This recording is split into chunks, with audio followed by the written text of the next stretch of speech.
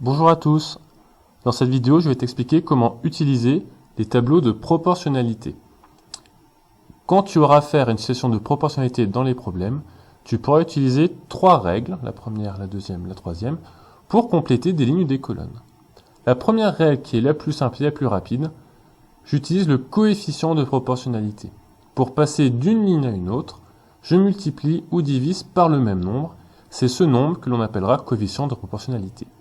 Je fais attention au sens pour choisir l'opération, si tu descends ou si tu montes.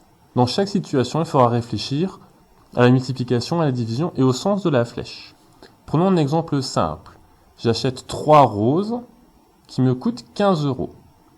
Je dois réfléchir, je dois trouver le coefficient de proportionnalité qui me permet de passer de 3 à 15. Est-ce que c'est 3 fois quelque chose égale 15 ou 3 divisé par quelque chose égale 15 ?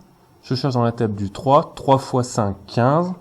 Donc le coefficient de proportionnalité, quand je descends, sera fois 5. Si je descends en multipliant par 5, au contraire, quand je remonte, je vais diviser par 5. Une fois que tu as trouvé le coefficient de proportionnalité pour ton tableau, il te suffit de compléter les cases manquantes. J'ai 7 roses, je veux savoir le prix. Je dois descendre pour compléter mon tableau. Si je descends, je multiplie par 5. 7 fois 5, 35. Donc 7 roses coûtent 35 €. Au contraire, j'ai payé 45 €. Je veux savoir combien de roses j'ai acheté. Je dois remonter dans mon tableau. Donc je dois faire 45 divisé par 5. Et je trouve 9. Donc 9 roses coûte 45 €. Règle numéro 2, je multiplie ou divise une colonne haut et bas pour en calculer une nouvelle. Si l'on reprend l'exemple des roses, dans cet autre magasin, 3 roses coûtent 10 €. Si je cherche dans la table du 3, 3 x 3, 9, 3 x 4, 12, je vais coincer. Et dans ce problème, le coefficient de proportionnalité ne se termine jamais. C'est 3,3333333, etc., etc. Donc tu ne peux pas passer par le coefficient de proportionnalité, il va falloir utiliser la deuxième règle. Je remarque que 3 x 6, 18.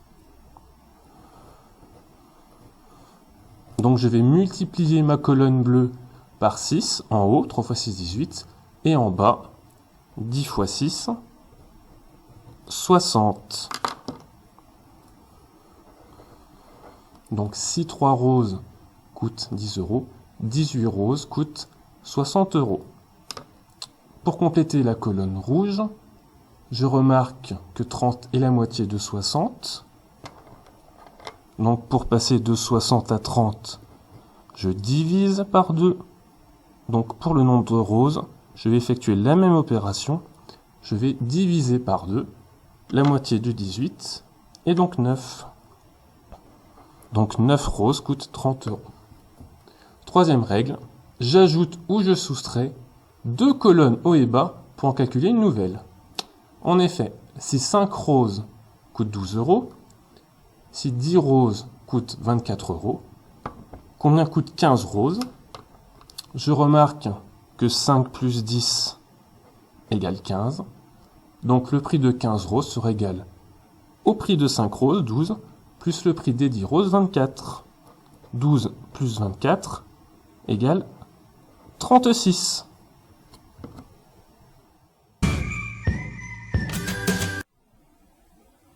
Pour vérifier si tu as bien compris comment utiliser les tableaux de proportionnalité, je te propose deux problèmes. Premier problème, sachant que 6 roses coûtent 18 €, combien coûte 3 roses? Combien coûte 8 roses? Combien de roses ai-je acheté en payant 36 €? Combien de roses ai-je acheté en payant 66 €? Second problème, 2 timbres coûtent 3 €. Combien coûtent 4 timbres? Combien coûtent 20 timbres? Combien de timbres ai-je acheté en payant 24 €? Combien de timbres ai-je acheté en payant 27 €? Pendant le bruitage, n'hésite pas à mettre la vidéo sur pause, à prendre une feuille à carreaux et un stylo pour fabriquer tes tableaux de proportionnalité et répondre à toutes ces questions. Une fois que tu as fini, relance la vidéo pour suivre la correction.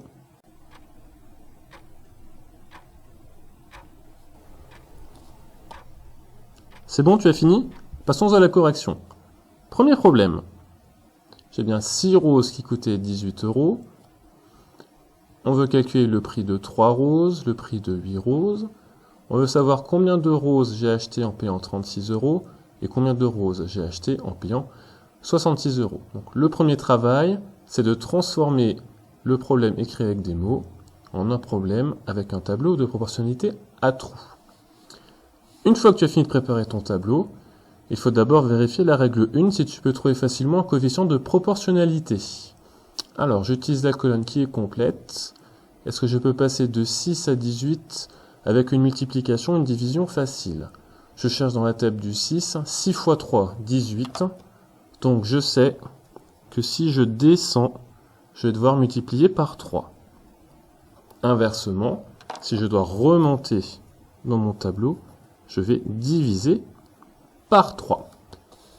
Donc, pour calculer le prix de 3 roses, je dois descendre. Donc, je multiplie par 3. 3 fois 3, 9. Pour calculer le prix de 8 roses, je dois descendre. Je multiplie donc par 3. 8 fois 3, 24. Pour trouver le nombre de roses qui correspond à 36 €, je dois remonter. Je dois donc calculer 36 divisé par 3. 36 divisé par 3, cela fait 12. Donc 12 roses. Et pour calculer le nombre de roses qui correspond à 66 €, je dois remonter dans mon tableau. Dans ce problème-ci, cela correspond à une division. 66 divisé par 3, je vais donc trouver 22 roses. Donc c'est un problème assez facile, car tu ne peux utiliser que la règle 1, le coefficient de proportionnalité, qui est très simple. Deuxième problème, notre histoire de timbre. Tu ne peux pas utiliser de coefficient de proportionnalité facile. 2 multiplié par quelque chose égale 3. C'est un coefficient de proportionnalité à virgule. On va donc privilégier les règles 2 et 3. Alors, je remarque que je passe de 2 timbres à 4 timbres. Donc, il suffit de multiplier par 2 la colonne haut et bas. Et donc, si 2 timbres coûtent 3 €, 4 timbres coûtent 2 fois plus, je vais donc trouver 6 €. Deuxième question, on veut trouver le prix de 20 timbres. J'ai deux possibilités. Soit je me rends compte que c'est 2 fois 10, 20, donc 3 fois 10, 30. Ou je peux faire 4 fois 5, 20, 6 fois 5, 30.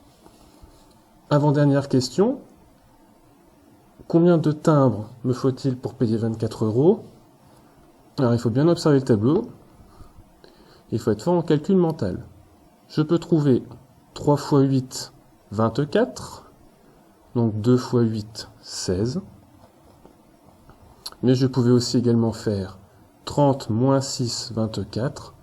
20 moins 4, 16. Donc dans les tableaux de proportionnalité, plus tu seras fort en calcul mental, et plus tu auras deux possibilités pour trouver le même résultat. C'est à toi de trouver le calcul le plus simple et le plus rapide. Dernière question. Si j'ai payé 27 € en timbres, combien de timbres ai-je acheté? Alors, on peut faire 24 plus 3 égale 27. Donc 16 plus 2 égale 18. Est-ce qu'il y avait d'autres solutions? On peut faire aussi 30 moins 3, 27. 20 moins 2 font bien 18. Donc, tu vois, les tableaux de proportionnalité, ce n'est pas si dur que ça. Tu as beaucoup de possibilités pour trouver la même case. Donc, je récapitule. En premier, essaye d'utiliser le coefficient de proportionnalité s'il est simple. S'il est compliqué, il va falloir multiplier ou diviser une colonne, ou ajouter ou soustraire deux colonnes. Voilà, j'espère que tu as tout juste, que cette vidéo t'a aidé, et à bientôt au bureau du maître.